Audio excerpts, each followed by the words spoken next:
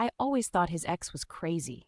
She'd show up at the coffee shop where we'd meet, eyes burning holes through me, sometimes not saying a word, sometimes mumbling just loud enough for me to hear.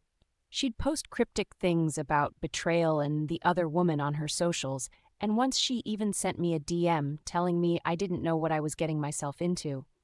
I brushed it off, thinking she was just obsessed with him, unable to move on, desperate and jealous. He'd laugh about it with me, squeezing my hand and telling me she was unstable, that I was the only one who really understood him. The night everything shattered, he and I were at his apartment, tangled in sheets and tangled in secrets.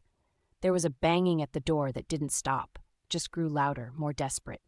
He went pale, told me to hide, and I did. Behind the bedroom door, heart pounding so hard I thought it would give me away. I heard her voice, angry and sharp, asking where that slut was. He tried to calm her down, but she pushed past him, storming into the bedroom and finding me there, half-dressed, terrified. She didn't scream or cry. She handed me an envelope, wedding photos, the certificate, receipts for a vacation they'd taken just last month.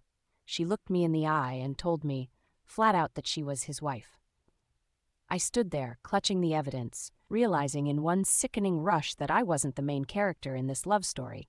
I was the side piece. He'd lied to us both, weaving two lives with the same hands that had traced promises along my skin. All the fights, the late-night phone calls he'd ignore, the weekends he'd disappear suddenly made sense.